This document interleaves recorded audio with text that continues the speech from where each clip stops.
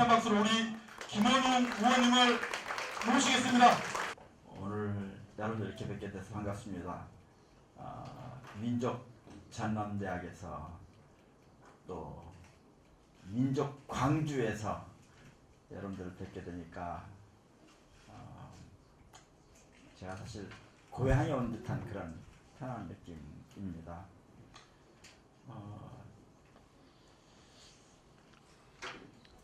저는 요즘 오면서 갑자기 아주 어릴 때 생각이 하나 나더군요.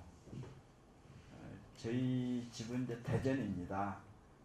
그러니까 제가 어릴 때 독립운동한 분들, 저희 선친의 친구분들이 호남에 계시는 분들이든 영남에 계시는 분들이든 그 당시에는 고속도로는 없고 기차만 있었을 때입니다.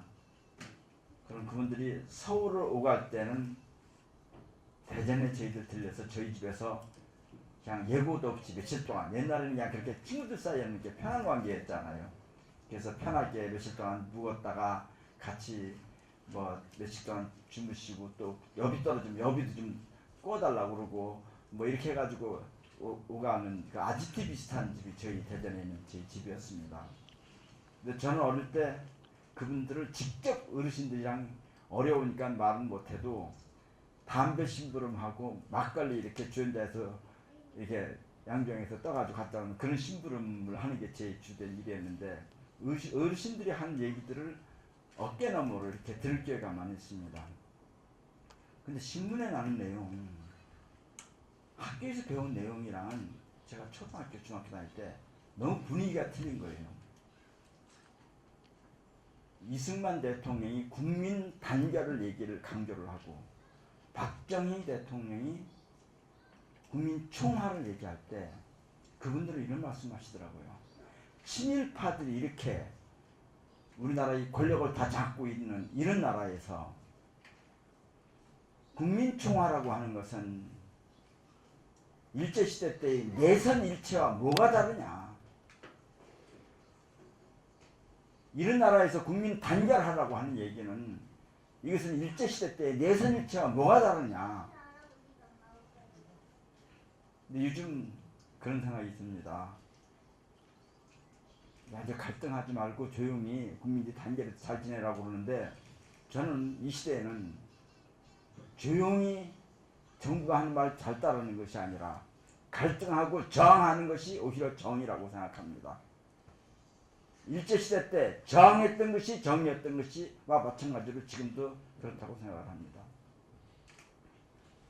참 우리는 올해 저는 사실 광복 70주년 이런 말을 들을 때마다 또 그것을 기념하는 각종 행사들이 많아요. 정부는 정부대로, 지자체는 지자체대로, 또 개인 단체들은 개인 단체대로 이런 단체들이 전부 다 광복 70주년을 기념한다는 말.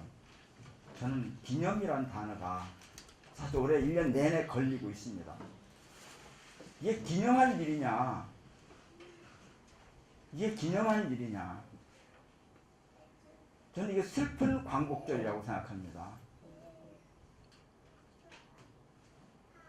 대한민국이 우리는 과거에 보면 일제 식민 지배 36년, 친일파 지배 70년입니다. 100년 동안을 지금 실제로 우리는 식민지로 살고 있는 것과 똑같습니다. 그런 친일파 지배 70년을 우리가 어떻게 그것을 기념할 수 있겠느냐. 그들에게는 이게 기념일 수 있지만 우리 민중들에게는 이게 기념일 수 없는 것이 아닌가 이런 생각을 해봅니다. 저는 국회에서 통일정책, 외교정책 부분에 좀 많이 상임위원을 또 했고 통일외교 통상위원장도 노무현 정부 때 맡은 적이 있습니다. 그러다 보니까 우리나라에서 지금 대외적으로는 공개하지 않는 그러한 대외 비외교 문서도 많이 접할 기회가 있었습니다. 1945년에 메가드가 한국에 진군한 이후에 메가더가 미 국무성과에 보낸 보고 문서가 있습니다. 그 문서에 여러 가지 문서가 있는데 핵심적인 줄거리는 이런 겁니다. 남한의 민족주의자들이 권력을 잡으면 집권하면 골치 아프다. 말 안 듣고. 친일파들이 권력을 잡아야만 미국에 고분고분하고 미국에 충성을 다한다. 그렇게 만드는 게 우리가 할 일입니다. 전국사령부가. 그렇게 하기 위해서 이런 일을 하고 이런 일을 하고 이런 일을 합니다. 하는 게 보고의 내용입니다. 저는 메가더 포고문과 소련의 포고문에 여러 문장이 있지만 긴 문장이 있지만 그중에서 핵심적인 내용이 이렇습니다. 메가더 포고문의 핵심적인 내용은 한국인들은 조선인들은 메가더의 말에 절대 복종해야 되고 그렇지 않으면 처벌하겠다. 근데 소련 포고문은 조선인들의 미래는 조선인들이 스스로 결정하게 하도록 하겠다 하는 게 핵심적인 내용의 차이입니다.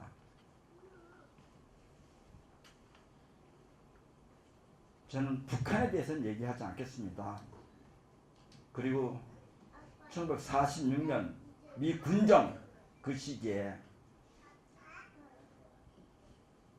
최초로 국방경비대라고 하는 걸 조직을 해서 한 달 정도의 교육을 시킨 다음에 장교로 110명을 배출시킵니다. 최초의 장교로. 그리고 전국 각지에 메가더 사령부의 치안을 담당하는 보좌로서 다 내보냅니다. 그 110명 중에서 90명 이상이 일제 때 독립군을 잡으러 다니던 독립군 토벌대에 몸담던 사람들로 대한민국의 장교를 임명합니다. 그리고 48년에 그것을 중심으로 해서 대한민국 정부가 수립되고 그리고 대한민국 국군이 창설됩니다. 국군이 창설되면서 초대 육군 참모총장에 독립군 토벌에 앞장섰던 그러한 친일파가 초대 육군 참모총장이 된다는 겁니다.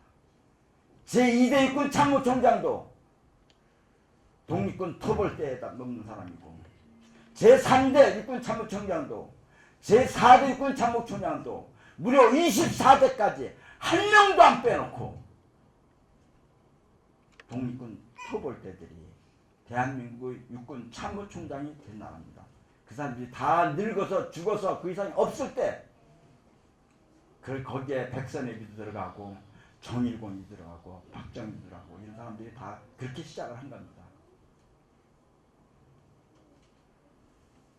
그리고 일제가 남기고 간 많은 적산 가옥이 국유화되어 있었는데 그걸 또 그들을 중심으로 해서 전부 다 불화를 해줍니다.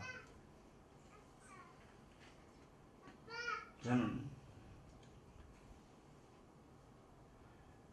한일 합방은 조선인의 행복 이 사설을 쓴 사람이 조선일보 사주 박모입니다.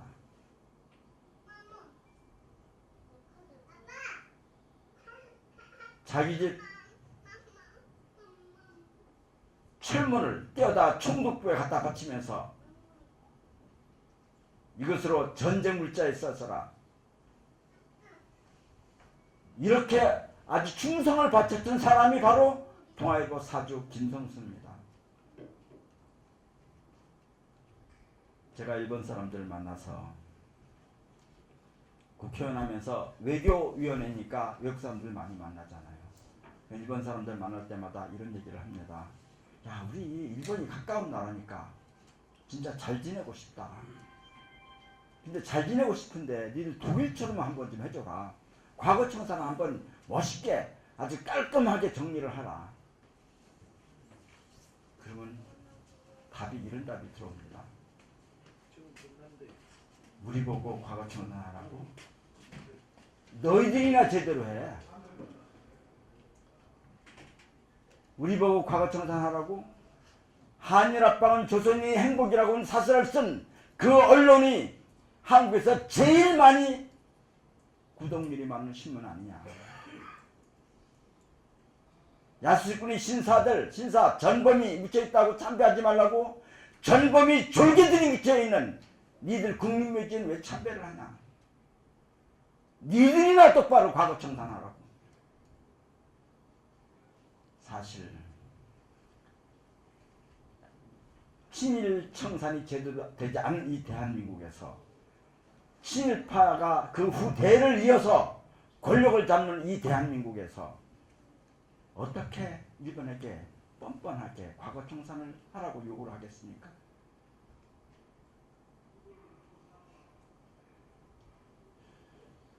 제가 이번에 박근혜 대통령이 아베 대통령에게 군 위안부 문제를 얘기를 합니다. 군 위안부 문제를 얘기를 하는데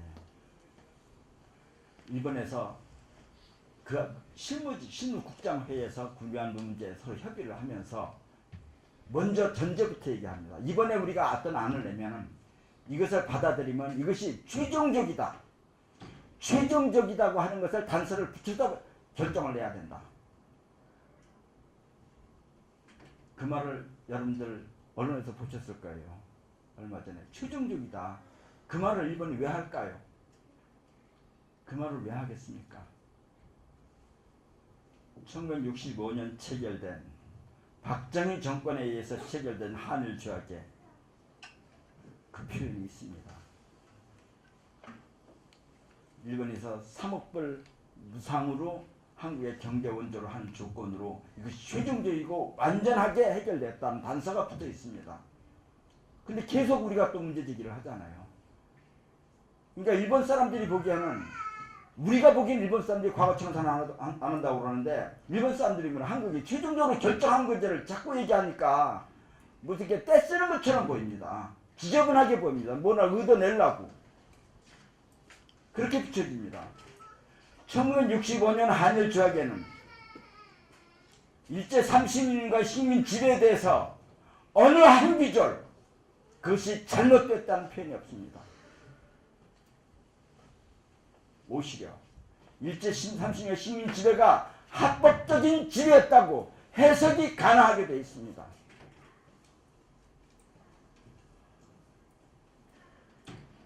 일본이 3억 불을 무상 원조를 했는데 그 3억 불을 배상금이 아닙니다. 잘못하지 않았으니까 배상금이 아닙니다. 잘못했으면 그 돈이 배상금일 텐데 잘못하지 않았기 때문에 경제 원조입니다. 일본 의회에서 일본의 국회의원들이 그 당시에 일본의 총리에게 물어보니까 이것은 한국에 대한 독립 축하금이다 이렇게 했습니다. 다른 나라는 몰라도 일본은 가해자고 우리는 피해자입니다. 가해자가 피해자에게 사과를 해야지 어떻게 축하를 합니까? 그래서 그것을 그 한일 조약은 굴욕적인 조약이다. 더욱이나 그 말미에는 일제시대 때 약탈해간 조선의 문화재를 전부 일본 소유로 인정한다고 되어 있습니다. 이 굴욕적인 한일 조약을 체결한 것에 대해서 그 당시에 많은 시민들과 대학들이 들고 일어나니까 대학의 탱크로 위수령을 발동해서 문을 닫고 탱크로 문 앞에 정지시키고 대학에 진주시켜가면서 그걸 진압하면서 그러면서 그 한일 조약을 체결한 것이 박정희 정권입니다. 그런데 우리 조중동은 이렇게 얘기합니다. 아 그래도 그 한일 조약이라도 있어서 그 사모법을 받아서 고속도로도 놓고 경기 발전했지 않느냐. 우리는 1965년 한일 조약을 체결했지만 필리핀은 1951년에 그와 똑같은 조약을 우리보다 14년 앞서서 체결했습니다. 근데 거기에는 분명히 배상이라는 말이 들어가 있습니다. 그리고 우리 피해보다는 필리핀 피해가 훨씬 적습니다. 기간도 짧습니다. 그런데 거기에는 무려 우리는 3억 불을 받았는데 거긴 5억 4천만 불을 받았습니다. 그것도 11년 전에 배상이라는 조건 하에. 사실 박정희 정권은 우리 민족 이익을 대변할 그런 도덕적 자격이 결여된 정권입니다. 그런 정권과 결여해놓고 맨 뒤에다가 이 조약으로 최종적으로 완전하게 끝난다고 써놨습니다.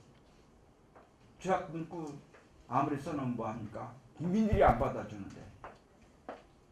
그 3억 불을 그들이 지금 받았다고 하는데 우리는 자료가 없습니다. 미국 CIA 자료에 의하면 그전에 6,600만 원을 박정희가 떼먹었다 이렇게 써 있습니다. 또 20%입니다. 그런데 한일조약 때문에 이렇게 우리가 발전하고 박정희 덕분에 고속도로도 놓고 이렇게 지금 국민들에게 앞장서 홍보하는 게 같이 친일을 했던 조중동입니다. 우리나라는 단지 이게 정치 권력만이 아닙니다. 우리나라의 큰 재벌인 이병철과 정주영 그들은 친일파는 아닙니다. 그렇지만 그들이 이승만 박정희 정권 하에서 관권과 결탁해서 재벌이 된 과정에서 그 과정에서 한 방법이 혼내기였습니다. 재벌이 2세 3세들 보면은 한번 여러분들 확인해 보세요. 외갓집이 친일파 아닌 집이 아주 찾기가 힘들 정도입니다. 외갓집이 친일파 아닌 집이 아주 찾기가 힘듭니다. 이렇게 해서 지금 우리 사회가 친일 반민족 세력의 미청산이 기반에 여기까지 지금 올라와 있는 것입니다. 그런데 그동안에는 세계 경제의 여러 가지 흐름상 한국 경제가 그래도 뭐 성장도 하고 여러 가지 할 수가 있었습니다. 일각에서 그런 얘기합니다. 제가 주간 월간 조선인가 한번 언제 한번 인터뷰를 뭐 특집을 낸다고 그래가지고 어떤 뭐 인터뷰를 하는데 그래도 이승만 박정희 전두환이 있었기 때문에 우리가 이렇게 발전하지 않느냐고 얘기합니다. 전 이렇게 답을 했습니다.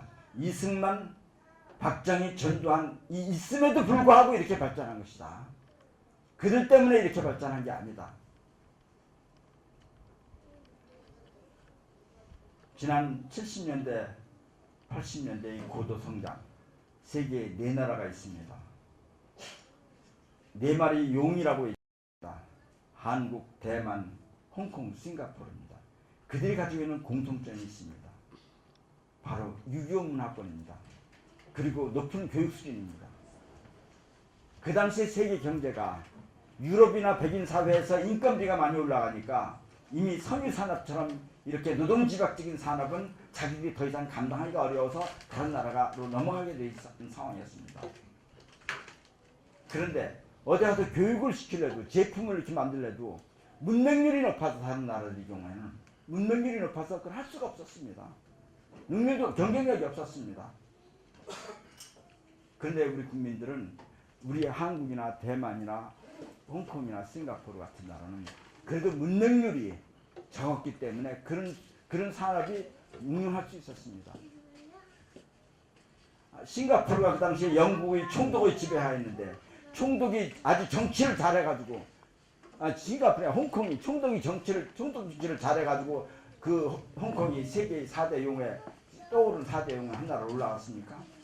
아닙니다. 대만의 장개석의 아들인 장경국이가 정치를 잘해가지고 대만이 그런 4대 용에 한 올라갔습니까? 아닙니다. 마찬가지로 한국도 마찬가지입니다.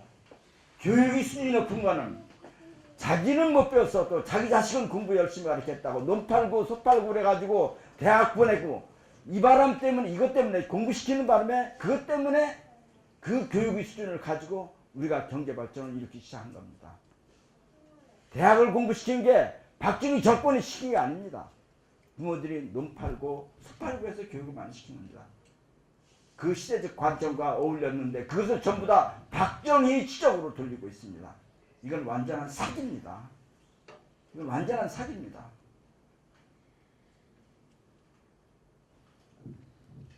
저는 박근혜 정권에서 이명박 정권, 박근혜 정권 들어와서 이런 걸 느낍니다. 지난번 대선 때 보면 종편들이 아주 노골적으로 박근혜 편에 듭니다. 근데 그건 관권이라고 저는 생각하지 않습니다. 관권이 아니라 기득권을 데리고는 자기 친일파들이 자기 자신이 문제이기 때문에 그렇습니다. 조선일보 사주의 문제이고 동아일보 사주의 문제이기 때문에 그렇게 자기 일이기 때문에 박근혜를 당선시켜야지 자기가 유지가 되는 겁니다. 그들은 지금 위기감을 느끼고 있습니다. 특히 김대중 노무현 10년 동안에 세상이 많이 바뀌었습니다. 교과서도 일정 부분 옛날 독재를 찬양하고 식민을 위하던 내용이 많이 바뀌어서 제대로 잡혀있고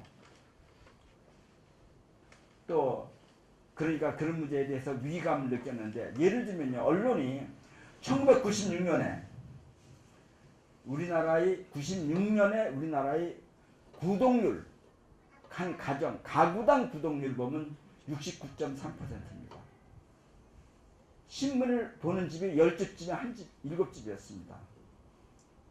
그런데 2013년 현재를 보면은 2014년에 18%입니다. 2집이 안 됩니다. 신문을 보는 집이. 그러니까 조직운동의 영향력이 저희들이 아무리 점유율이 70, 80% 된다고 해도 영향력이 줄어들 수밖에 없습니다. 그 위기감을 극복하기 한 방법이 종편을 만든 겁니다. 사실 종편을 만들어서 곳곳에서 재미를 봤습니다. 여러분 투표를 보면 알겠지만 50대, 60대, 70대들이 어떤 투표를 하는지 이게 종편으로 그들이 이성을 마비시키는 걸 통해 가지고 세뇌를 시켜 가지고 재미를 봤습니다. 그런데 보니까 종편을 안 보는 사람들이 있습니다. 젊은 사람들입니다. 그러니까 젊은 사람들 안 보면 어떻게 해야 될 거냐? 그리고 조중동도 안 봅니다. 그 사람들은 SNS 보지. 야 이걸 어떻게 해야 되지? 고민하다 생각하지. 교과서입니다. 그걸 아주 관건으로 밀어붙이려고 했습니다. 잘하는 세대들을. 그게 안 통하니까 이제 국정화로 한 걸음 더 나간 겁니다. 지금 이런 것들은 그들이 장기 집권, 장기 기득권 유지 그런 일환이라고 생각해야 됩니다. 상당히 위험한 상태입니다. 저는 지금 10년 정도 지났는데 이 정도입니다. 근데 다음 대선에서 이들이 또다시 집권해서 지금까지 해온 2배가 넘는 15년 동안 이런 짓을 하면 대한민국이 어떻게 되겠습니까? 대한민국 어떻게 되겠습니까? 이건 망하는 겁니다. 저는 망하는 게 아니라 이런 대한민국, 이들이 이런 식으로 집권하는 것이 그 흐름이 15년 가면 그 시의 대한민국은 망하는 게 아니라 망해야 마땅한 대한민국이 되는 겁니다. 망하지 않으면 정의롭지 않은 세상이 되는 겁니다. 그런 대한민국을 우리가 방치할 것인가? 그런 대한민국을 그대로 놔둘 것인가? 한 고민 속에서 지금 저희들이 민주주의 국민행동, 함세웅 신부나 박재순 변호사나 이런 원로들이 모여 있습니다. 그런데 저는 이런 생각이 듭니다. 이런 정치 세력, 이런 권력과는 진짜 치열하게 싸워야 됩니다. 싸움이라는 게 뭡니까? 평상적인 민주주의 제도가 그래도 안착되어 있고 국민들의 결사와 집회와 언론의 자유가 보장되어 있는 사회에서는 그것이 그냥 게임일 수도 있습니다. 그렇지만 식민지배나 독재자의 싸움이라는 것은 그것은 편한 길이 아닙니다. 그 정치의 길이 편한 길이 아닐 수 있습니다. 그 정치의 길이 안전하지도 않을 수도 있습니다. 이 편안하지도 않고 않은 길이고 안전하지도 않은 길, 이런 길에 대해서 지금 야당이 제 역할을 못하고 있다고 보는 겁니다. 지난번 대선 끝나고 국민들이 두 가지를 느꼈습니다. 야, 이거 문제가 있는 선거였다. 첫째는 관권 선거입니다. 3.15 부정선거 이후에 최대의 관권 선거입니다. 또 하나는 투개표 부정 논란입니다. 이 문제에 대해서 여당이 야당에게 이들 대선 불복이요? 이렇게 물어본다고. 야당이 어떻게 했습니까? 아니야 나 불복하는 거 아니야 그냥 이렇게 얘기했다고. 대선 불복이냐? 이게 묻는 사람도 진짜 뻔뻔한 사람들이고 그 아니요 하는 것도 그 황당한 사람들이에요. 진짜 개념 없는 사람들이야. 이거는 지들끼리 승복이냐 불복이냐 이렇게 따질 문제가 아닙니다. 국민은 어디가 있어요? 이거는 선거 자체가 이효냐 무효냐는 문제입니다. 관권선을 그렇게 해놨으면 이건 무효냐 유효냐의 문제지 이게 승복이냐 어떻게 불복이냐 문제입니까?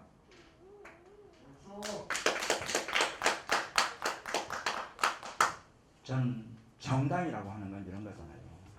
교과서에 나와요. 정당은 권력을 잡기, 정권을 잡기 위한 결사체입니다. 정당이 권력을 잡기 안 하면 정당이라고 말할 필요가 없습니다. 근데 권력을 이렇게 지금 강탈당했잖아요. 선거라는 과정을 통해서. 그러면 그 문제에 대해 치열해야죠. 승복이냐? 아니야. 승복 뭐야? 나 불복이냐? 그러면 불복 아니 이렇게 얘기하면 안 되는 거죠. 어? 그럼 왜 그랬을까? 저는 납득이 안 갑니다. 왜 그렇게 했을 건가? 왜 그렇게 했을 건가? 아무리 생각해도 납득이 안 가요. 한 가지는 세상 돌아가는 걸 몰라서 그랬냐. 야당 우리가 정치한 사람들이 세상 돌아가는 걸 몰라서 그랬냐. 뭐 그럴 수도 있습니다. 또 한 가지는 자기들이 뭔가 뒤에 꿀리는 게 있어서 뭔가 이렇게 저쪽 약점이 잡혀가지고 그래서 들고 일하지 못하는 거냐. 이 둘 중에 하나가 아니면은 이해가 되지 않는 형태입니다. 맞습니다. 이번에 어느 야당 의원이 참다 못해서 국회에서 그 문제를 제기를 했어요. 그러면 정치하는 게 상식으로 이렇습니다. 그런 문제를 제기를 하면 같은 당이잖아요. 당이라는 게 무리잖아요. 패거리잖아요.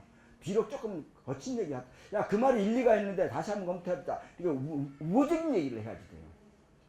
원칙이 그렇습니다. 그런데 그 말 일리가 있어. 오죽하면 그 말 했겠어. 이렇게 얘기를 해야 된다고. 그게 한 무리라는 것에 지켜야 될 기본적인 분위기입니다. 근데 아니요. 저는 내 생각이랑 틀린 얘기였어, 제가. 이렇게 왜 얘기했겠어요? 난 그것도 이해가 안 돼. 그 반응도 이해가 안 돼. 설사 좀 무리한 얘기를 하고 거친 얘기를 했더라도 큰 흐름에서 우리 편이라고 이해가 되면은 상대편을 공격하는 거라면 이쪽 편으로 안아서 야 그런 말 할 수밖에 없는 상황이 있는 거 그런 친구도 있잖아. 이렇게라도 얘기를 해줘야 된다고. 아하고 틀리잖아요. 저는 언론과 권력이 결탁하면 얼마나 무서운 결과를 가져오느냐 여러분들 잘 아실 겁니다.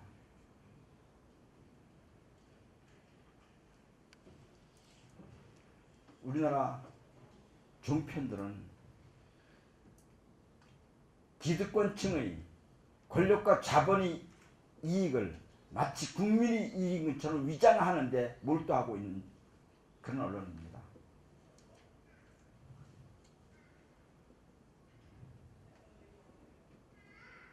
거기에 또 일부 고령층들이 좀 넘어가고 있습니다.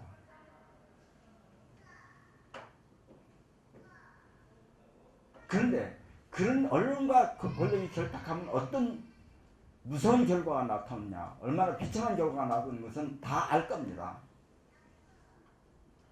그런데 그렇게 하려면 그걸 막아야 됩니다. 제가 국회에서 우리 열린우리당 시절에 노무현 정부 초기에 국가보안법 폐지를 주장했습니다.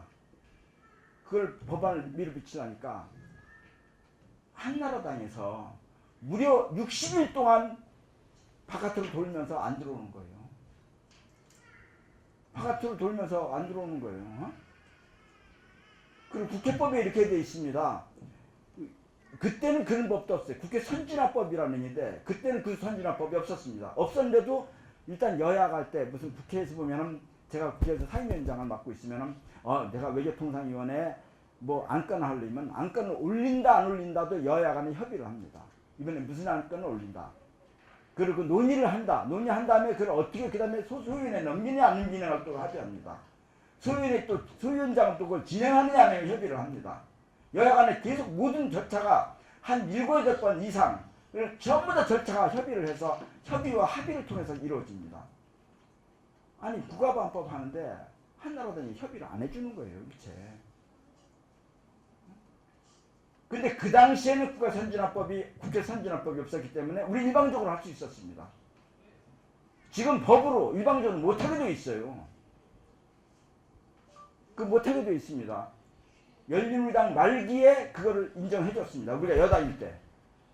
야당이 하도 주장을 해가지고 국회 선진화법을. 우리가 막 날치기 통과할까봐 걔들이 그걸 요구해서 그래도 해줬는데 이제 입장이 뒤집어졌죠. 그러면 종편에 관한 미디어법 문제는 우리가 이미 국회 선진화법이 있기 때문에 절차 자체를 거부하면 진행이 안 되는 겁니다. 그 자체는 그건 악법이 아니라 악입니다. 그게 어디 법입니까? 아까 종편들 좀 놀아다니는 거 보면 그게 악이지. 그게 언론입니까? 악의 존재를 제도적으로 인정하는 법이 어떻게 그게 법입니까? 저는 당연히 그걸 막아야 된다고 봐요. 애초부터 원천부터 법이 통과시키지 않아야 된다고 생각합니다. 그런데 표결할 때 난 반대표 던졌어. 그냥 나는 그걸로 만족하고 국민들에게 홍보하는 거예요. 반대표 던지지만 그 결과는 지금 여당이 더 많은 상황 속에서 통과될 게 뻔하잖아요. 결과를 예측하고 반대표를 던진 거잖아요. 간접적으로 방조한 겁니다. 저는 지금 야당 내에서 주류 비주류가 이것 갖고 싸웁니다. 근데 저는 그런 차원이 아니라 주류 비주류 문제가 아니라고 생각합니다.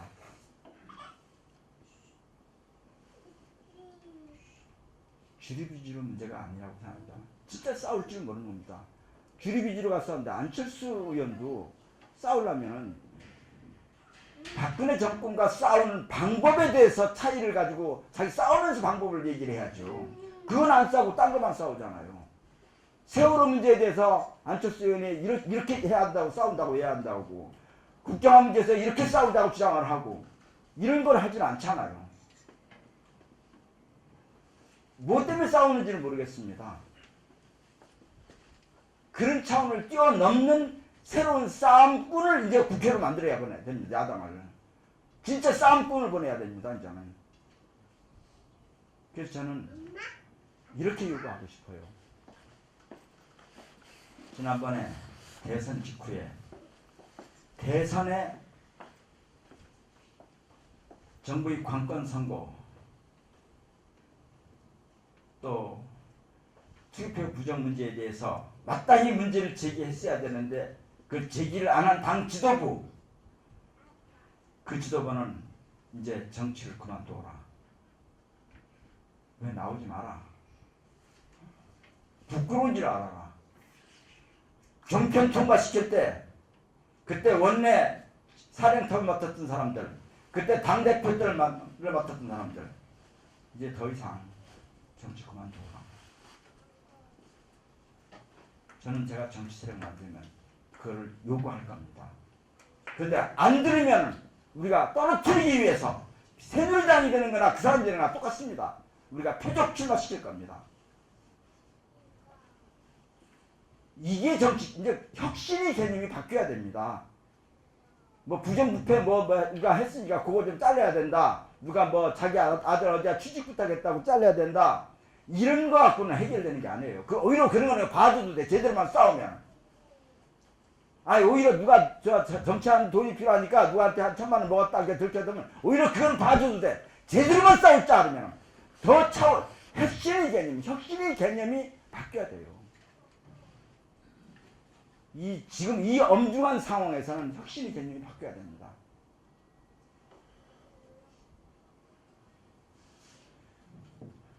제가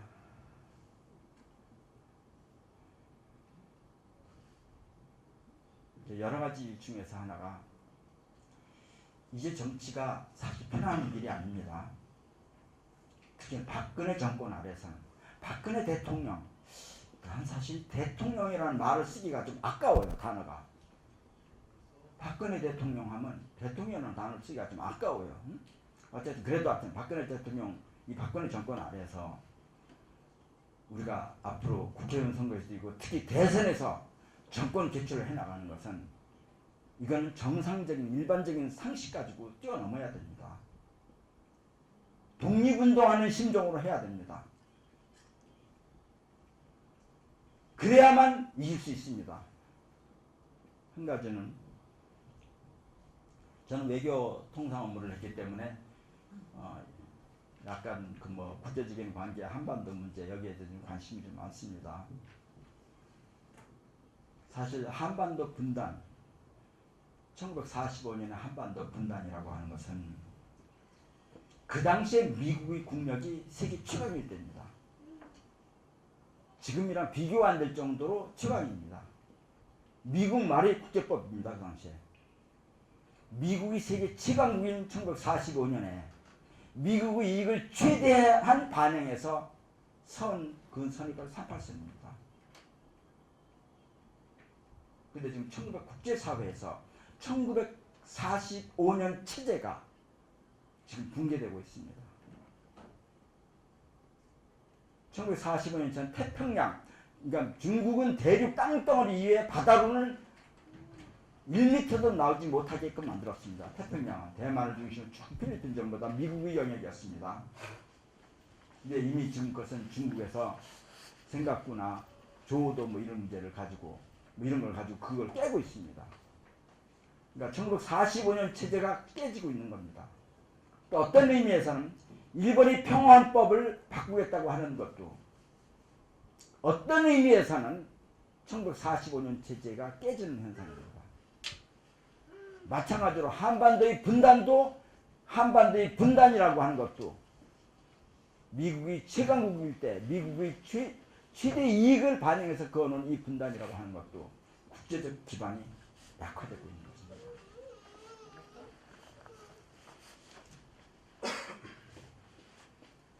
작년 1월에 오바마 대통령 제2기가 시작되었습니다. 작년 1월 초에 미국 국가정보원, 미국에서 FBI, CIA 같은 여러 단체가 모여서 만든 9.11 사태 이후에 종합적인 정보기관으로 만들었습니다. 그 국가정보원이 아주 상세한 몇백 페이지에 이르는 보고서를 오바마 대통령이 보고한 내용이 있습니다. 그 보고서 내용은 글로벌 트렌드 2025, 글로벌 트렌드 2030 이런 내용입니다.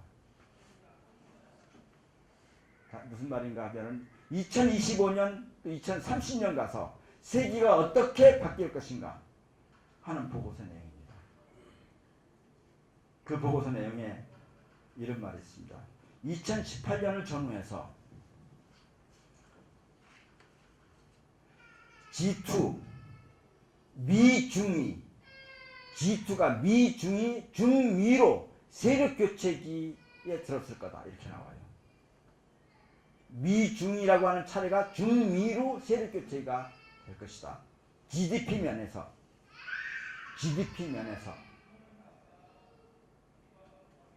그래서 저는 요즘 내가 국제적인 분위기를 보면서 김대중 노무현 정부 때 그 당시에 제가 육자회담 이런 거 가서 뭐 이렇게 보고받고 이렇게 참석하고 이렇게 하고 중국이랑 접촉하고 접촉하면 발언권이 말만 육자회담이지 실제로 발언권을 90%는 미국이 가지고 있었습니다.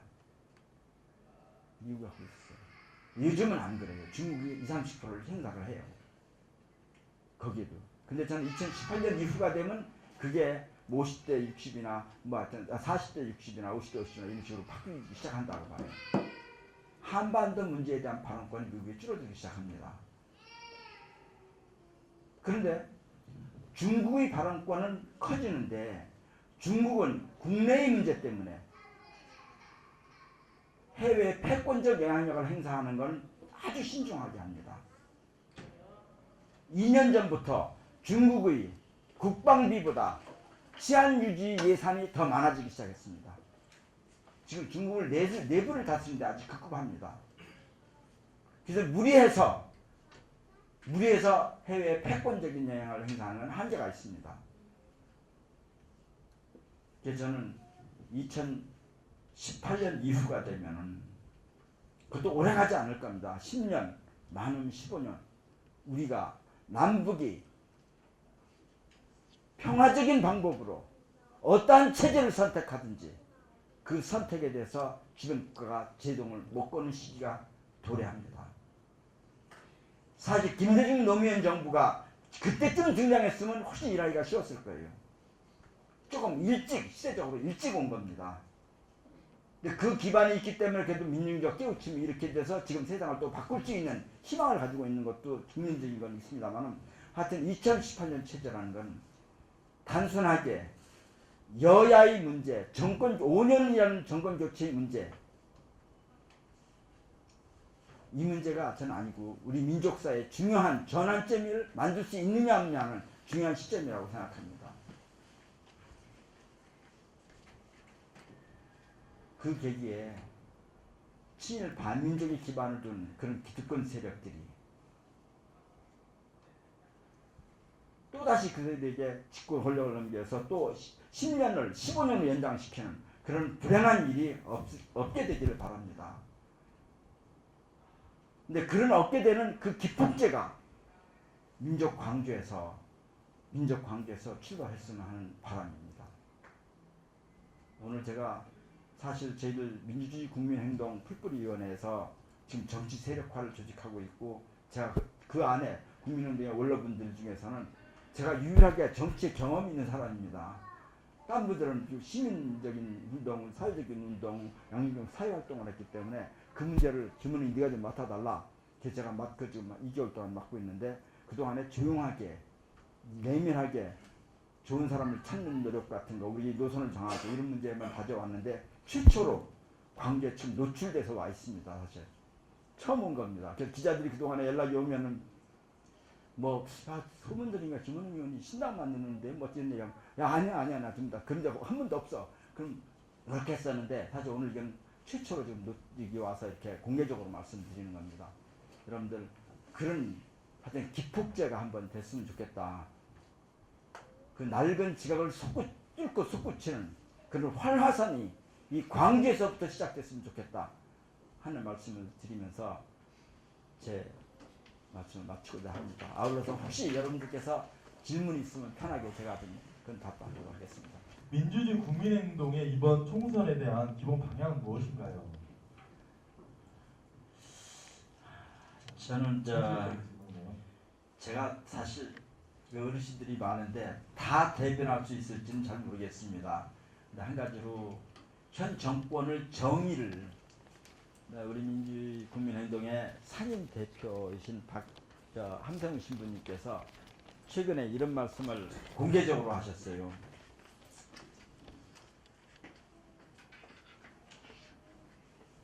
박근혜 대통령이 역사에 어떻게 평가받을 것인가? 독한 여자, 거짓말 잘하는 여자, 나쁜 여자라고 평가받을 것이다. 저는 그 말이 갖고 있는 함의가 아주 크다고 봅니다.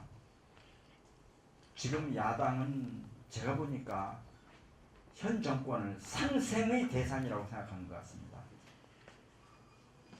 저는 상생의 대상이라고 생각하지 않습니다. 극복의 대상이라고 생각합니다.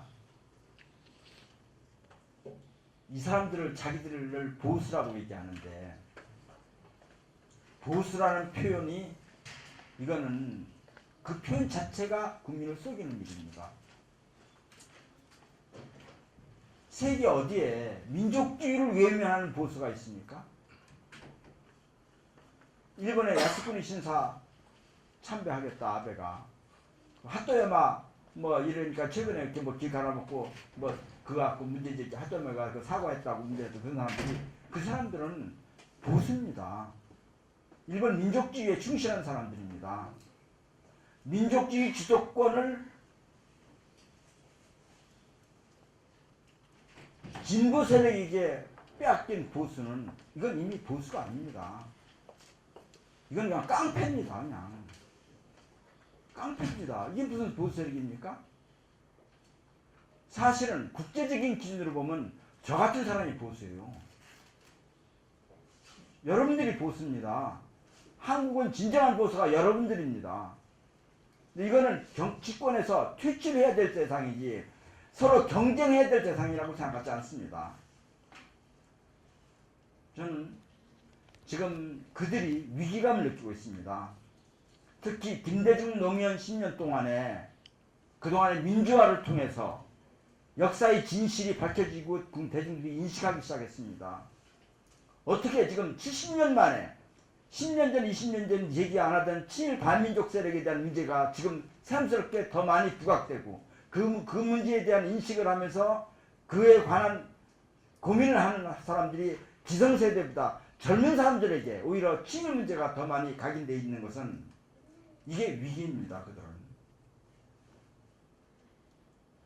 그래서 그 위기를 극복하기 위해서 종편도 만들었고 교과서 국정화도 만들어서 국민들을 계속 좀 사기치고 이렇게 물고 가려고 하는 겁니다. 근데 그런 데 대해서 야당이 대응을 제대로 해야죠. 국민들이 우리 편이잖아요. 그럼 야당이 제대로 해야죠. 근데 그걸 적당히 타협하고 계속 나갑니다. 그래서 저는 이 위기라고 그들이 느끼는 것을 이기에 아직 끝장내야 된다. 도덕성이 붕괴되면 그 다음에 그들이 어떤 정책 명분을 세워도 다음 총선에서 이길 수가 없습니다. 그러니까 친일 반민족의 뿌리를 든 그들 세력, 기득권층들이 도덕성 붕괴에 대한 위감이 있습니다. 우리 국민들이요, 이완용이는 나쁜 놈이라고 해요. 을사오적 송병준이 나쁜 놈이라고 얘기합니다. 이완용 재산, 송병준 재산 많이 있습니다, 국내에. 그들 후손들도 바글바글 있습니다. 국내에서 공적 활동 하나도 못합니다. 해외가 있거나 미국에 있거나 왔다 갔다 합니다. 미국에 이민 간 사람 참 많아요. 이 사람들 중에서. 떳떳하게 활동 못합니다. 결혼도 떳떳하게 제대로 못하고 숨겨가면서 합니다. 재산이 아무리 많아도. 근데 박정희, 방응모, 김성수 이런 사람들이 그런 수준으로까지 국민들이 문제가 있는 사람이라고 인식될까를 두려워하고 있습니다. 그들이 돈이 아무리 많으면 뭐 하겠습니까? 이완용과 같은 운명, 이완용 후손과 같은 운명, 송병준 후손과 같은 운명에 대한 불안감이 있습니다. 그 불안감을 겸허하게 수용하면서 앞으로 조용히 살겠다. 내가 뭐 그냥 내 먹을 것만 먹고 그냥 공인이 아니고 시민으로 살겠다. 이렇게 하면 되는데 그게 아니잖아요. 그걸 유지하기 위해서 권력도 계속 잡겠다. 이런 식으로 지금 끌고 나가니까 이러니까 이게 민족적 불행이 되는 겁니다. 이 불행을 막는 방법은 그들을 정치권에서 우리 사회 공적 기관에서 퇴출시키는 겁니다. 이제 그걸 퇴출시키는 역사의식을 가진 상생의 대상이 아니라 그걸 극복의 대상이라고 생각하는 그런 사람들이 모여서 새로 정권을 창출하는 그런 나라를 만들어야 그래야만 이것이 남북 문제도 해결되고 여러 가지 문제가 해결됩니다. DJ 노무현 정부 때는 그 문제에 대해서 좀 소홀히 했습니다. 그 문제에 대해서 좀 명확한 입장면이 없었습니다. 이제는 우리가 DJ 노무현 끝나고 나서 10년 동안 이명박 박근혜를 거치면서 아 이건 안 되겠구나 다시 한번 확인했습니다. 그들은 상생의 대상이 아니라 극복의 대상이다. 근데 아직도 야당은 그들을 상생과 경쟁의 대상이라고 생각하는 것입니다. 우리는 그런 정치 세력 한번 만들고 싶습니다. 암살이란 영화가 흥행을 입었잖아요. 천만 관객. 김원웅 의원님의 부모님 두 분 모두가 이 영화의 주인공처럼 조선의열단 단원이라고 알고 들었습니다. 이 영화를 혹시 보셨는지, 보셨다면 어떤 심정이셨는지요? 여러분들이 혹시 조선의열단에 대해서 잘 모르셨을 거예요. 근데 일본 사람들이 독립운동한 세력이 여러 세력이 있는데 가장 두려워했던 조직이 바로 조선의열단이었습니다. 그러니까 조선의열단은 근본적인 원칙이 무장투쟁이었습니다. 그리고 조선의열단을 이끌어갔던 정신적 지주가 우리 민족사학자 단재 신채호 선생입니다. 단재 신채호 선생님이 주장한 것은 민중 직접 폭력혁명론입니다. 뭐 자치하자 뭐 이런 얘기, 문화통치하자 뭐 이런 거 갖고는 얘기가 안 된다.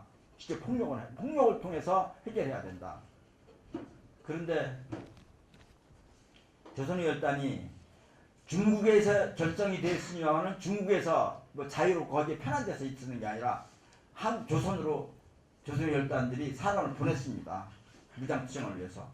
종로 경찰서, 일제시대는 경찰이 모든 무기와 무력이 경찰이 가지고 있습니다. 제한유지니까. 군은 전부 다 뭐 만주로 가고 다 없고. 근데 종로 경찰서를 폭파했습니다.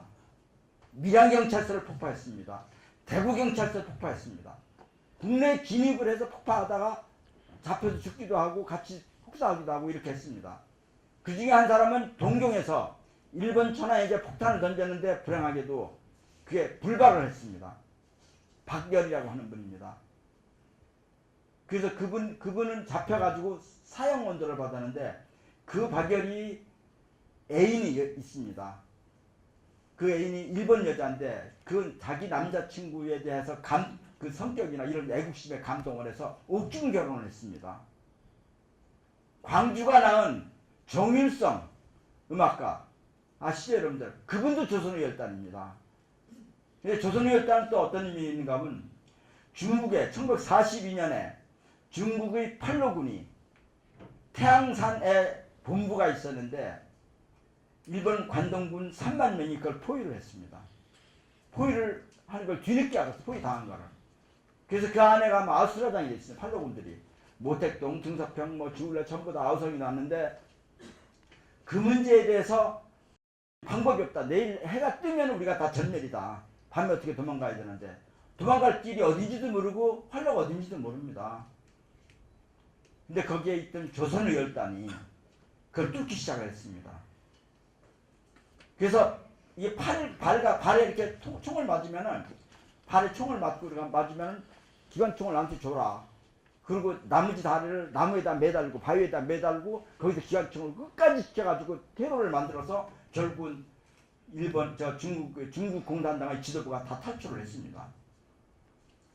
그래서 모택동, 등석평, 주울레 이 사람들은 조선의열단을 생명의 의인이라고 생각합니다. 이 내용은 중국 교과서에 실려 있습니다. 그 내용이 중국 교과서에 실려 있습니다. 지금 제가 드린 말씀이 태양산 전투가. 그런데 모택동이 1949년에 중국을 통일한 다음에 천안문에서 자기 최초로 이제 정부 수립 연설을 할 때 모택동이 말에 이런 말을 했습니다.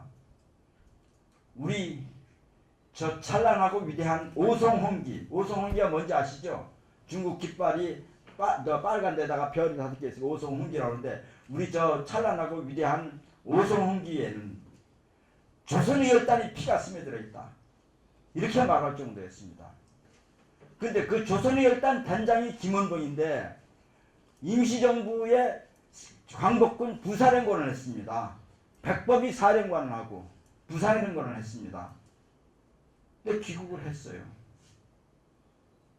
했는데 장택상이 친일파였던 장택상이가 경찰 총책임자를 맡았습니다. 고문경찰, 일제 때 고문경찰한테 노독수를 시켜가지고 그 할아버지 장군인 그 김원봉이를 체포해다가 밤새도록 추체하면서 고문을 하고 했습니다. 일제시대 때 약 100번 김구가 현상금이 500만 원이었습니다. 그런데 김원봉이가 800만 원이었습니다.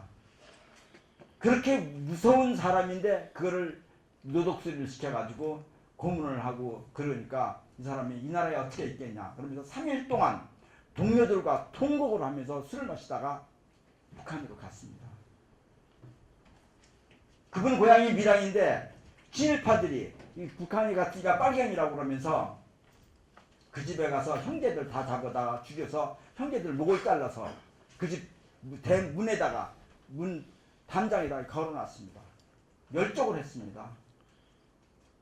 근데 그 조선의열단을 기리는 그 맹활약상을 기리는 것이 바로 암살입니다. 근데 그 암살의 마지막이 바로 친일파들이 전부 다 해방되고 하는데 그걸 또 죽이는 그런 내용으로 마무리를 친일 미청산에 대한 것까지도 포함된 내용이라 그 이 내용을 알면서 그걸 보면은 그게 감동이 더 올 수 있을 겁니다. 근데 재미있는 게 조중동이 종편이 그 몇 개월 전에 했었던 연평해전 남북 간에 싸우는 건 맨날 홍보를 했습니다. 작품이 잘 됐다고 그러고. 근데 이 암살에 대해서는 별로 안 써요. 마지못해서 천만부 할 때 좀 간단히 좀만하게 쓰고. 왜 그렇겠습니까? 남북 간에 투쟁을 한 거 그 문제 갖고는 남북 간에 민족 간에 싸운 거는 민족 상자는 크게 다루고 홍보하고 우리가 외민족 같은 데서 우리가 독립투쟁한 것은 그걸 축소하고 이런 언론이 우리나라에서 가장 많이 읽히는 언론이고 노인네들이 가장 많이 보는 종편이라고 한다는 것은 참 서글픈 일입니다. 이것을 제대로 잡지 않으면 저는 대한민국은 진짜 망해야 된다고 생각합니다. 진짜 망해야 됩니다. 이거 나라가 왜 존재합니까? 투표소 수개표 입법하지 않고는 누가 나도 이득입니다. 어떻게 생각하십니까? 저는 그 마땅히 야당이 주장해야 된다고 생각합니다. 우리가 신당 만들면은 만약 새로운 정치 세력은 그 투개표 문제에 대해서는 정면으로 문제지기 그게 떳떳하다 그러면 여당이 응하지 않을 리가 없습니다. 그것이 특별히 예산이 더 드는 것도 아니고 특별히 번거로운 것도 아니고 오히려 더 효율적이고 정확하다는 것이 여러 가지 입증이 되어 있는데 그것을 안 한다고 하는 것 자체가 저는 의혹이 되지 않다. 그걸 가지고 선거 쟁점으로 삼아야 대선 때 쟁점으로 삼아야 된다고 봅니다. 근데 그걸 쟁점으로 삼을 수 있는 그런 인물을 우리는 대선 후보로 뽑아야 된다고 생각합니다. 우리나라에서요. 조중동이나 그런 수구 세력으로부터 빨갱이라는 말을 안 듣는 사람이 저는 야당의 대통령 후보가 되면 안 된다고 생각해요. 분단국가 정치인으로서 고대를 갖고 있는 사람이 어떻게 친일파들로부터 빨갱이라는 말을 안 듣습니까? 김대중 대통령이 안 들었습니까? 노무현 전 대통령이 안 들었습니까? 근데 그것을 피해가면서 하겠다는 사람은 그건 기회주의자입니다. 그런 사람은 민중의 열정을 끌어낼 수가 없습니다. 민중의 역정을 끌어내지 못하면 우리는 집니다. 민중의 열정을 끌어낼 수 있는 저는 한 배에 타지 않은 사람을 어떻게 선정으로 뽑습니까? 그런 열정이요, 그런 역사의식, 문제의식, 시국에 대한 의식이 없는 사람을 대통령 후보로 뽑는다는 것은 한 배에 타지 않은 사람을 선장을 뽑는 것과 똑같습니다. 정권을 바꾸기 위해서는 독립운동 하듯이 해야 한다고 이야기하셨습니다. 독립운동은 국민운동입니다. 국민운동 중심의 야당다운 야당이 필요합니다. 국민들과 소통하면서 총선과 대선에서 승리할 수 있는 새로운 정당 가능한가요? 근데 현재 보면 상당히 많은 정당들이 만들어지고 또 그 이름을 걸고 활동하고 있는데 여타 다른 정당들의 행보는 어떻게 보시나요? 예를 들면 현재 있는 진보 정당들 그리고 덧붙여서 어제 민중총궐기에 문재인을 비롯한 세민연 의원들이 왔는데 뭐 이거 어떻게 생각하시는지 그리고 그 새로운 정당 속에서 이런 후보자가 자연스럽게 나와서 저는 이러면 지지하겠다 이러면서 이 의견을 같이 내셨는데 총선 후보자에게 첫 번째는 국민을 주인으로 두 번째 투명하고 정직한 공사를 했으면 세 번째 스캔들 없이 딱 한 번만 하겠다고 공약하는 분은 지지하겠다. 아주 구체적으로 이렇게 들어가네. 답답함이 이렇게 나오겠어요. 네. 저는 그 호남에서 오죽하면 이정인을 뽑았겠어요. 아니 저는 그거 이정인에 당선된다는 말을 듣고 뭐 개인 이정인이라 성실하거나 여러 가지 장점이 있겠죠. 그럼에도 불구하고 그 큰 역사의 흐름에 호남 민족 호남이 갖고 있는 민족 광주가 갖고 있는 그런 것과는 거리가 있는 사람을 뽑는다는 것은 호남이 이렇게 고민이 폭이 깊구나 하는 생각을 해봤습니다. 사실 지금 갈증이 많은 것 같아요. 많은 국민들이 호남만이 아니라 많은 우리 양심적인 사람들이 갈증이 참 많아요. 어디 좀 좋은 사람 없어? 진짜 괜찮은 세력이 없어? 이 갈증이 많은 것 같아요. 근데 정치라고 하는 것이 무슨 도덕성, 양심 이런 걸로만 안 되잖아요. 도덕성, 양심 이런 걸로는 이런 걸로만은 안 되고 거기에 뒷받침해서는 세력이 되고 세력이 되려면 사람을 모아야 되거든요. 그런데 저는 제가 이렇게 말씀드리는 건 저는 이런 가능성을 하나 갖고 있습니다. 우리 사회에 지금 나이가 막 7, 80이 돼가지고 한평생을 깨끗하게 누가 보든지 그분 괜찮은 분이다. 이런 사람들이 모여있는 그런 세력에서 그분들이 직접 정치에 나서기는 힘든데 그분들이 여기는 괜찮은 세력이다. 이건 우리가 직접 만들고 우리가 좀 한 세력이다. 이렇게 인정을 해주는데 거기에 패기 있고 역사식이 뚜렷한 그리고 현실 타파에 대한 가능성도 많은 그런 열정적인 특히 젊은 사람들이 많이 합류를 한다 그러면 저는 세상이 좀 바뀔 수 있다고 생각을 해요. 그 갈증을 채워줄 수 있다고 생각합니다.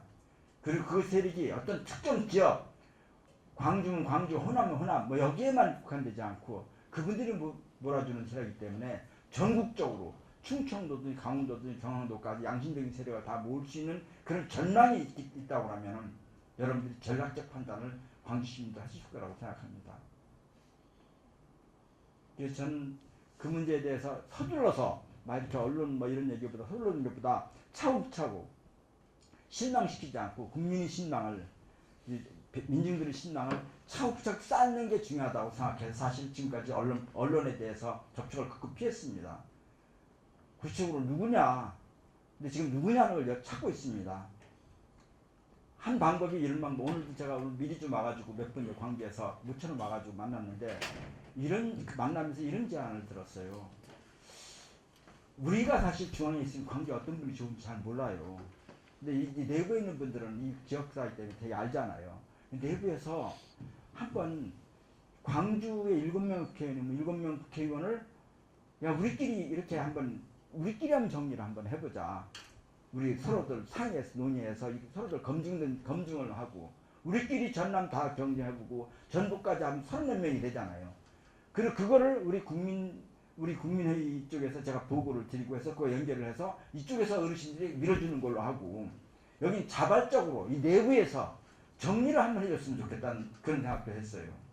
제가 일일이 와서 누구 좋다 나쁘다 이런 게 아니라 내부에서 아주 민주적으로 여러 가지 여건이나 지역 사정, 개인 또 상황 이런 걸 봐서 야 형님 나가 동생이 나가 이렇게 하면서 좀 안에서 정리를 해서 30몇 명을 정리해주면 그걸 전 과정 처음부터까지 제일 민주행동에서도 참여도 해주고 이렇게 하면서 존중하고 이렇게 하면서 결정을 하면은 오히려 더 힘있는 새로운 인물들을 발견해 주지 않겠냐 하는 생각을 해봤고 여기서 만약 그런 분위기가 조성이 되면 여러 가지 또 모임이 있을 거 아니에요. 여름에 이 내부에서 연합체도 만들고 이렇게 해서 좀 그 중에서 몇 분이 또 양심적인 분들 몇 분이 또 존경받는 분들이 그분 조중이면 또 조율할 수 있게끔 해드리고 이렇게 하고 중앙에서 관여한다는 게 아니라 그리고 그분들의 인격을 믿고 우리 중앙에서는 거기 전부 다 우리 이쪽 당 후보로 우리가 내겠다 이렇게 선언하고 이렇게 하면 오히려 이제 민중적인 그 지지나 득표나 이런 면에서도 새로운 바람이 일어나지 않을까 하는 생각을 해봅니다.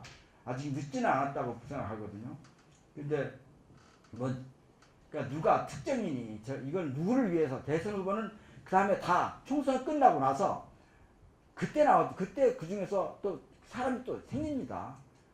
40대 기술원이 나올 수도 있고 여러 가지가 있잖아요. 그때 사람이 나면 그때 그 안에서 또 우리가 논의해서 결정하고 그게 진지 않다고 보거든요. 그래서 우선 총선에 대한 그런 흐름을 좀 잡아주시면 제가 어르신들한테 중앙에 가서 상의도 하고 이렇게 해서 이렇게 한 건데 그럼 그분들이 아마 동의를 하실 거라고 생각합니다. 그래서 여러분들 혹시 이 안에서도 그런 논의 틀을 만드는 노력을 같이 해주시면 어떨까 하는 제언도 이 자리에서 드립니다. 예. 현재 존재하는 이런 정당들과의 예. 그 힘을 연대해서 합칠 수 있는 그 과정에서의 새로운 정당의 출현에 대한 또 질문으로도 나왔었는데요. 예. 혹시 이런 걸 걱정하시는 분이 있어요. 총선을 앞두고 또 대선을 앞두고 야권이 분열되면 안 된다 이런 우려하는 거 충분히 있는 얘기죠. 근데 저희들 이런 생각을 합니다. 우리가 투 트랙을 가질 생각입니다. 하나는 우리 자체로 조직을 해서 좋은 사람을 확보를 하겠다. 그리고 1차로 논의 테이블을 만들려고 해요. 1차의 논의 테이블은 일단은 지금 제도권이 있지 않은 우리 이쪽에 있는 논의 테이블을 만들어서 거기서 논의를 해서 좀 압축시키고, 그리고 2차는 이미 뭐 세민연이나 이쪽이랑도 얘기가 되면 하고 안 되면 그건 뭐 깨더라도 어쨌든 간에 그 논의를 하고. 그래서 저희들이 민주행동에서는 두 가지 지금 입장을 가지고 있습니다. 하나는 우리 자체적으로 세력을 만들겠다. 좋은 사람들을 규합해서 세력을 만들겠다. 그리고 그것을 세대교체나 또는 뭐 인물교체의 그 자원으로 삼겠다. 또 하나는 그렇지만은 이 야권이 논의 틀을 또 별도로 만들어서 어르신들이 또 그 논의 틀에서 합리적인 결정을 할 수 있게끔 하여튼 그 끝까지 노력을 하겠다. 이렇게 해서 1차적으로는 우리의 조직을 만드는 걸 우선으로 하고, 저는 제가 보니까요, 그동안에 보면 이제 어르신들이 민주당에 가서 이제 새정치민주연합에 가서 뭐 누구도 만나고 당 대표도 만나고 뭐 혁신위원도 만나서 이렇게 얘기했다고 그러는데 저희들 대부분 결론이 이랬습니다. 이게 시민사회 세력이요, 정치권에다가 뭐 제언하고 또 건의하고 진정하고 이건 다 마땅한 얘기예요. 저도 제 정치를 해봐서 하는데 그건 그냥 그 앞에서 예의만 갖춰서 보내요. 그냥요. 실제로 영향을 안 미쳐요. 정치는 힘이 있어야지 돼요. 정치는 정치라고 하는 전자에서는 힘이 정의예요. 힘없는 정의는 아주 허망한 거예요. 그러니까 그래서 우리가 세력을 만들어야 돼요. 안 되면 이거 이렇게 치고 우리가 대안 내겠다. 너도 떨어져. 이렇게 끌고 나가지 않으면 안 바뀝니다. 응? 정치라는 게 그냥 우리가 야 우리 아니고도 뭐 거기 자기들이 영입하라 그러고 문재인 후보도 이번에 인재위원장 뭐 왔다 갔다 한다고 하는데 거기다 맡기는데 그렇게 해가지고 하나도 안 바뀌어요. 우리가 세력을 만들고 구체적으로 가지고 가서 이걸 갖고 힘으로 밀어붙이고 이 사람 해야 된다, 저 사람 왜 안 된다 이런 얘기를 할 수 있어야지 바뀌지. 이게 무슨 제안, 진정, 건의, 뭐 부탁 이런 거로는 안 바뀝니다. 그래서 세력을 만들어야 정치가 바뀐다 하는 말씀을 드리고, 우리가 그 아까 말씀드린 그런 논의 테이블을 만드는 것도에 대해서 거부하지 못할 것 같아요. 그분들이 우리 어르신들이 가지고 있는 그 위상 때문에 거부하지 못할 테니까 그 안에서 우리가 많이 바꿔낼 수 있는 진짜 양질의 자원을 많이 확보하면 할수록 우리가 힘이 생기지 않느냐 그런 생각을 해봅니다. 네. 다음은 반기문 총장 관련한 질문입니다. 김원 의원님은 반기문 총장과 가까운 사이로 알고 있습니다. 고향도 같은 충청이고 서울대 동문이고 반 총장 선거운동에 큰 공을 세운 분으로도 알고 있습니다. 최근 반 총장이 새누리당 대선 후보로 거론되고 있는데 어떻게 전망하십니까? 전 사실 이제 1기 반 총장이 지금 유엔 사무총장 1기 5년을 마치고 2기가 지금 2년 반 3년 되는데 1기 때는 몇 분 만났어요. 자주 만나가지고 돌아가는 얘기도 하고 2기를 어떻게 당선하느냐 2기까지 문안이 되느냐 하는 뭐 그런 협의도 하고 뭐 했는데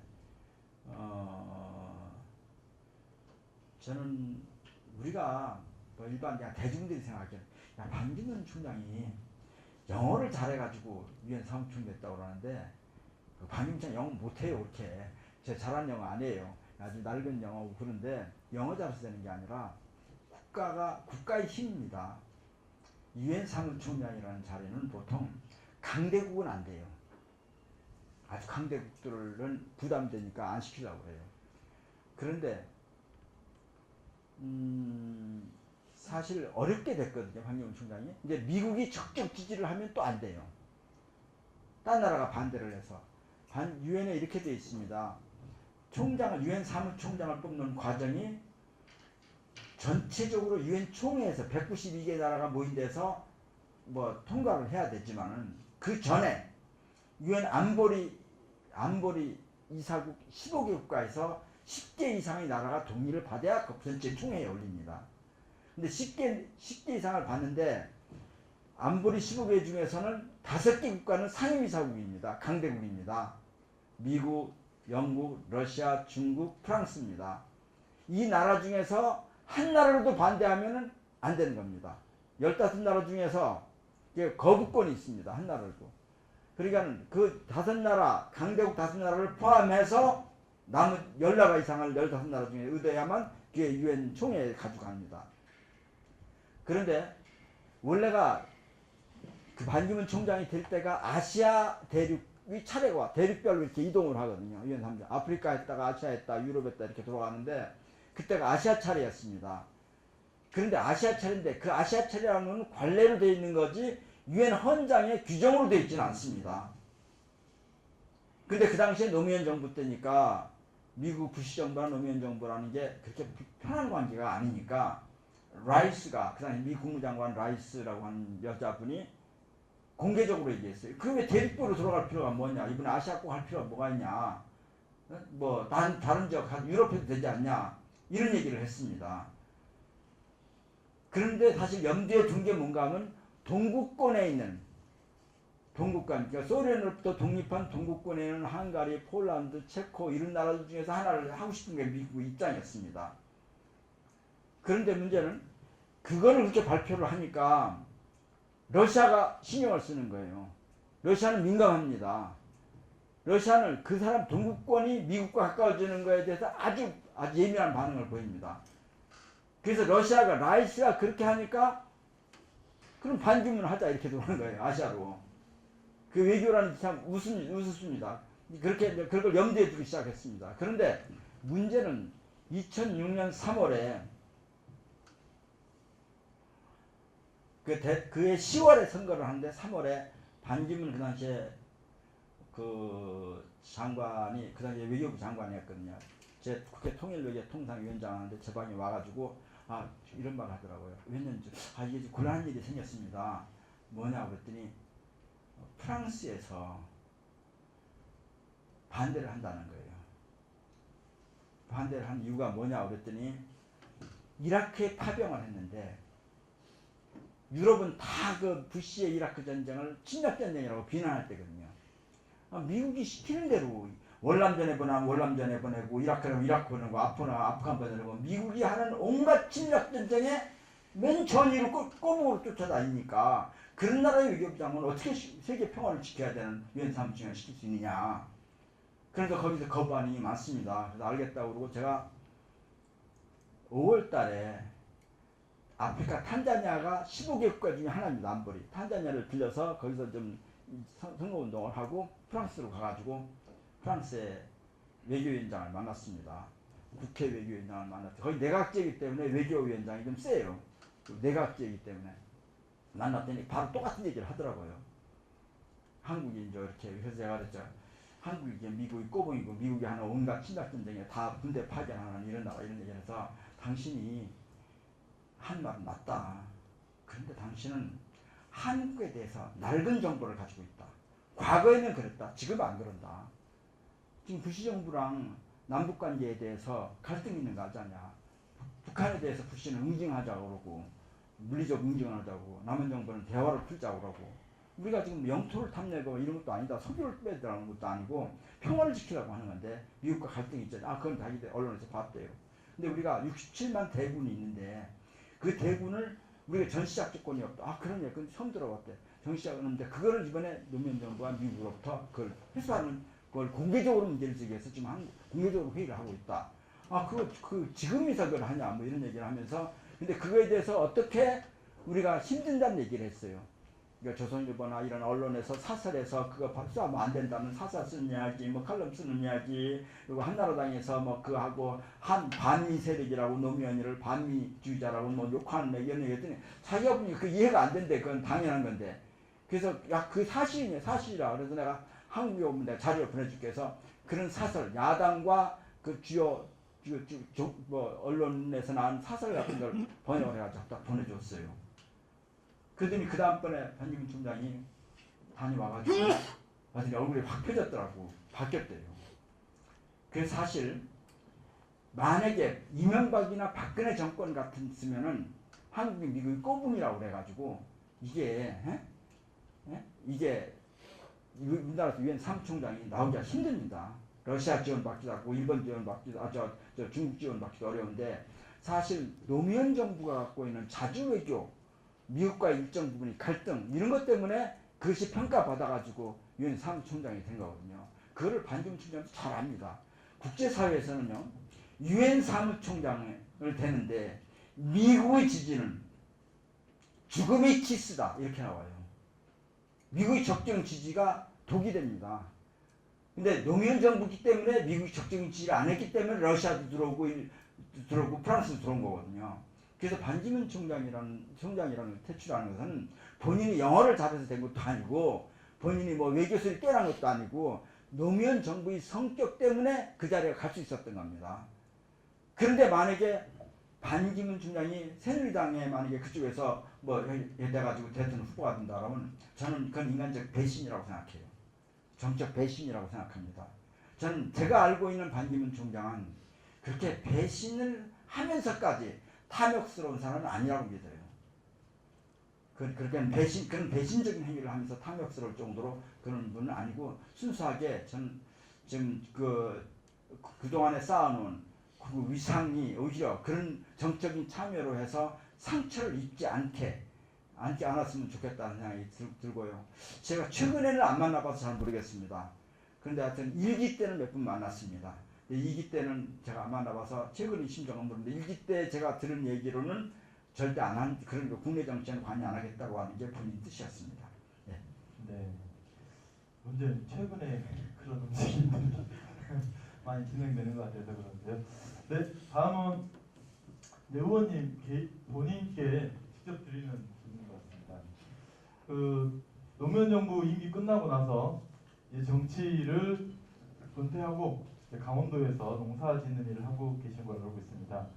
세상을 바로 세우는 일을 앞으로 어떻게 하실 생각인지, 그리고 내년에 총선 출마는 어떻게 생각하시는지 질문입니다. 저는 사실 이제 노무현 정부 끝나고 나서 국회의원 6번 했고 나이도 있고 그러니까 시골로 간다고 그래서 강원도 뭐 골짜기 조그마한 외딴집이 있어요. 요즘처럼 멋있게 지은 집 옛날 집인데 화장실도 바깥에 있고 뒷간 있고 한 옛날 집인데 요즘 그걸 좀 수리를 해서 안에다가 좀 놓긴 했습니다만 그런 집에서 그냥 농사 짓고 뭐 약초도 기르고 이렇게 하고 있는데 사실 좀 세상이 이렇게 어려운데 혼자 안온한 생활을 한다는 데 대해서 좀 미안감 같은 게 있었어요. 계속요. 있었는데 이제 최근에 특히 통민당 해산 이후 뭐 이런 여러 가지 사항이 민주주의가 그렇게 역행하는 모습 이런 것 때문에 우리 사회 원로분들이 이렇게 나서면서 거기에 원로분들이 나서는데 저는 정치권인 사람도 거의 없거든요. 근데 전 정치권인데도 정치권이라는 개념이 아니라 제가 뭐 민족 문제 이런 데 대해서 관심 있는 그런 그 민족의 대표성을 가지고 한번 들어와라 이름을 거르는 게 어떻게 하냐 해서 그렇게 한다고 해서 거기 들어갔는데 들어가서 그냥 회의도 가운데 있으니까 한 몇 번 회의하면 3번이나 4번 하면 얼굴 보이고 막 그랬거든요. 근데 이제 마침 8월쯤 가서는 분위기가 여러 가지 돼서 뭐 이거 우리가 새로운 정치 세력을 만들어서 지금 있는 정치 세력이 갖고 있는 여러 가지 한계점을 극복하는 걸 만들자 이런 얘기 하면서 제가 또 그동안에 저 꼬마 민주당에서 제가 3당 통합 야합 때 참여 안 해서 노무현, 이철, 재종구, 이부영, 유인태 원영이나 꼬마 민주당 그때 창당을 했거든요. 우리가 운동이 아니라 같은 또래들이잖아요. 우리 노무현, 이철, 재종구, 유인태, 원혜영이, 이부영이 뭐 이런 이제 우리 같은 또래들인데 같이 이제 40대 때 정당도 만들고 그다음에 또 그 이후엔 또 뭐 개혁당 당 대표도 하고 뭐 이런 그런 창당의 경험은 제가 있기 때문에 지금 맡으라고 해서 제가 지금 준비를 하는데 기존의 방법으로는 아니라는 생각이 들어요.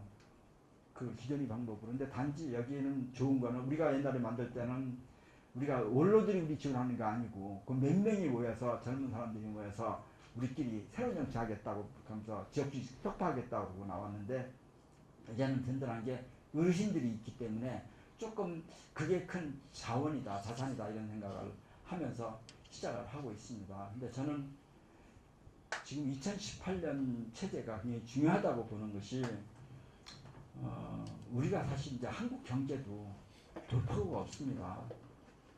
여러 가지 지금 큰 기업들이 연구소에서도 한국 경제의 돌파구 중에 중요한 쟁점 중에 하나를 남북 경제 협력으로 봅니다. 그러니까 북한을 도와주기 위한 게 아니라 남한이 살기 위해서 해야 되는 겁니다, 사실. 북한을 도와주는 차원이 아닙니다. 남한이 살기 위해서 지금 그걸 해야 되는 겁니다. 그런데 우리가 자꾸 이렇게 외면하면서 그 남한 경제도 돌파구가 없고, 그리고 또 하나는 제가 이제 외교 쪽에 있다 보면 러시아를 자주 다니다 보면 러시아에 재밌는 게 우리 이제 만주 중에서 이날 발해 땅 중에서 나머지 절반은 연해주입니다. 지금 연해주의 넓이가 만주의 넓이랑 어금버금 비슷합니다. 그러니까 한반도의 몇 배가 됩니다. 남한의 경우에는 10대 배가 넘을 겁니다. 근데 그 땅에 인구가 200만 밖에 없습니다. 근데 그 인구가 자꾸 줄어요, 지금. 러시아가 지금 고민하고 있습니다. 러시아가 그 땅을 나중에 중국 인구가 많은데 들어오면 그런들이 먹을까봐, 일본인들이 들어오면 그런들이 먹을까봐 되게 사할린 거기가 되게 고민하고, 인구가 200만 밖에 안 되니까. 사할린이 50만이고, 거기가 250만인데, 근데 그쪽에서는 마음을 편하게 먹는 게 코리아입니다. 한국이 진출해서 한국과 러시아가 그걸 공동 경제 사회 체제를 만들자. 꼭 경제만이 아니라 사회 체제를 만들면 뺏기지도 않고 자기들도 일정 유지를 하고. 뭐 그렇기 때문에 사실 근데 그게 남북이 통일이 되면 지금도 할 수 있는 거거든요. 그래서 우리가 잃어버린 만주를 거기서 좀 되찾을 수 있는 좋은 넓은 시야를 갖고 있는데, 그렇게 하기 위해서는 우선적으로 남북협력 강화거든요. 근데 남북협력 강화인데 저는 박정희 정권이 긴급조치를 했고,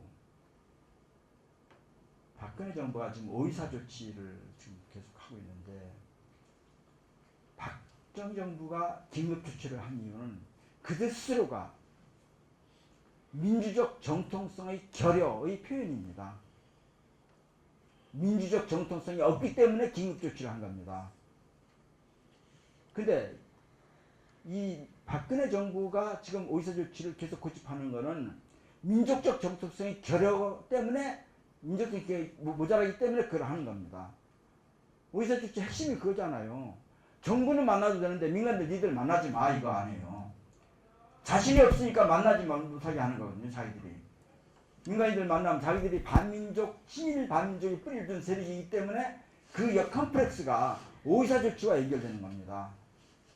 그래서 저는 이런 정권이 지금 있는 한, 이 사람들은 통일 대박론 아무리 얘기를 해도 그건 국민들이 그런 통일에 대한 열망을 가지고 그냥 희화적으로 하는 거지, 실제로 통일을 할 때 자기 기득권이 권력을 놓칠 우리에 대한 부담을 굉장히 많이 안고 있습니다. 지금 공교롭게도 저는 이번에 YS가 얼마 전에 서거하셨지만은 진짜 아화에서 아쉬운 거는 영남 지역주의를 PK 지역까지 확대시킨 역할에 대해서는 부정적이라고 생각해요. 이 친일 반민족 세력이 대구, 박정희 때문에 대구 경북까지는 먹었는데 PK는 못 먹었거든요. 근데 그걸 산당 야합이라는 걸 통해 가지고 그러니까 친일 반민족 세력의 기득권을 영남 전체에다 확대한 거예요. 영남이 가지고 있는 인구 분포가 그 압도적이기 때문에 이게 지금 이 사람들이 통일을 하면 오히려 영남이 고립화될 가능성이 있습니다. 남한 분단되어 있을 때 영남만 가지고 혼자 먹을 수 있지만은 남북이 통일될 경우에는 영남이 고립화에 대한 우려가 있습니다. 그래서 통일에 대해서는 저는 적극적이지 아니라고 생각합니다. 자기들이 명예, 자기들이 재산, 기득권을 지키는 게 더 급급하지 통일보다는. 그래서 저는 이거를 제거 없이는, 이 제거 없이는 지금 정권이 바뀌는 거 이외에는 다른 방법이 없다고 생각합니다. 정권이 바꾸면 통일 문제도 정권 바뀌는 거와 한결되고, 우리 민족이 살 길 문제도 마찬가지고, 한국 경제의 활로도 문제고, 전부 다 그게 지금 남북 경협에 달려. 예를 들면요, 일본과 한국이, 이 한국은 반도라고 되어 있지만은 실제로는 섬입니다. 섬인데 한쪽은 일본보다 더, 일본은 섬 있는 360도가 전부 다 어떻게도 접촉할 수 있는 섬이야. 우리는 한쪽이 막혀있는 일본보다 더 못한 섬입니다. 경제적으로도 그렇습니다. 지금 그러니까 모든 물건을 수입하고, 원자재를 수입하거나 물건을 수출할 때 전부 다 배로 해야 되잖아요.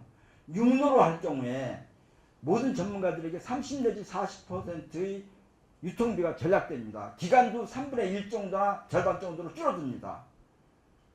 한국 경제가 활로입니다. 그것도. 그 원자재 수입도 예를 들면 러시아를 통해서도 가스가 들어오면 지금 우리가 집에서 쓰는 가정가스의 가격이 4분의 1 가격으로 떨어집니다. 원자재 수입도 가격이 떨어집니다. 한국 경제의 활로입니다. 남북 경제가. 근데 그것을 제일 싫어하는 게 일본 애들입니다. 근데 똑같은 입장으로 그것을 하면서 오는 기득권의 포기, 기득권에 대한 위기감, 유지에 대한 위기감이 있는 게 지금 친일 반민족의 뿌리를 둔 그런 기득권 세력들입니다. 이거를 돌파해 나가지 않으면 한국 경제의 미래도 없다고 생각합니다. 청년 일자리도 마찬가지입니다. 이거를 극복하지 않으면 청년 일자리 생기지 않습니다. 그래서 저는 이 문제가 우리 생활과 직결되는 것이다, 이런 생각을 해야 될 것 같습니다. 지금 우리는 최근에 통계청 자료를 가지고 동국대학교의 김동연 교수가 분석을 해놓은, 한 달쯤 전에 분석해놓은 자료가 있습니다. 그게 이야기하는 우리나라의, 그러니까는 자산이 소득, 자산에 대한 이 소유율이 상위 10%가 전체 66%를 가지고 있습니다. 근데 하위 50%, 그러니까 절반이잖아요.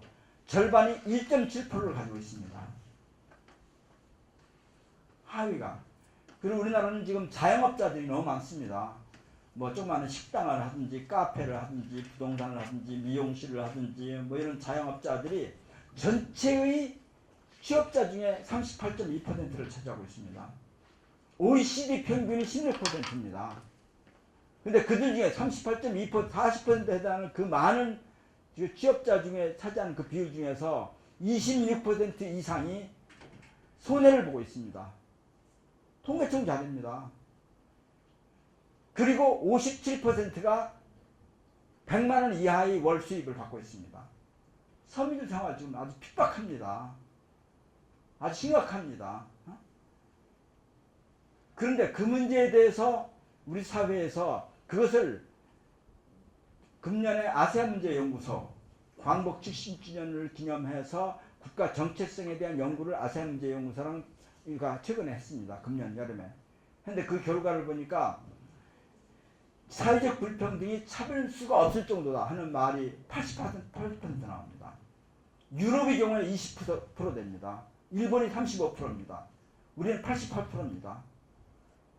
사회적 불평등에 대해 승복을 못하는 이유가, 사회적 불평등한 이유는 사회적 공정성이 없기 때문이다. 이게 답입니다.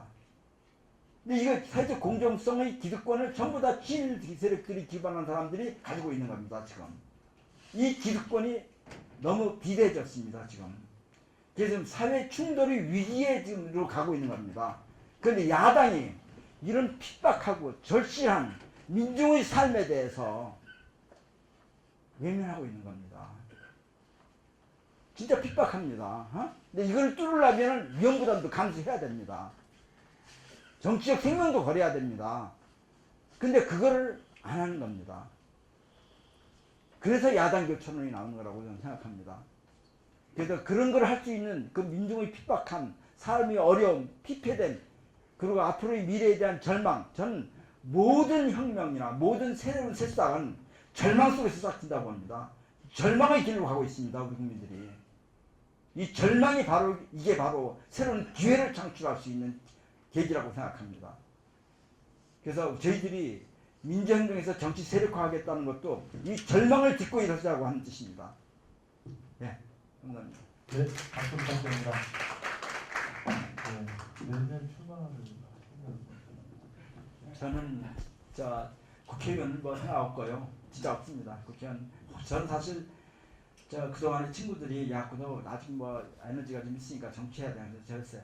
딴 건 없는데 내가 2088년 대선이 처제가 굉장히 중요하다.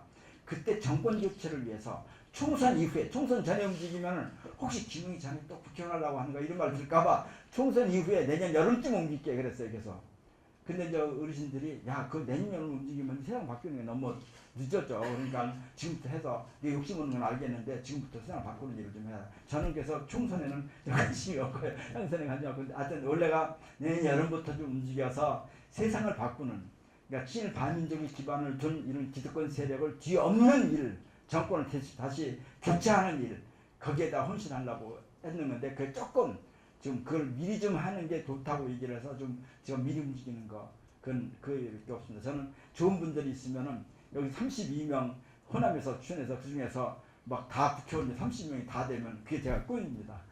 네, 박수 부탁드립니다.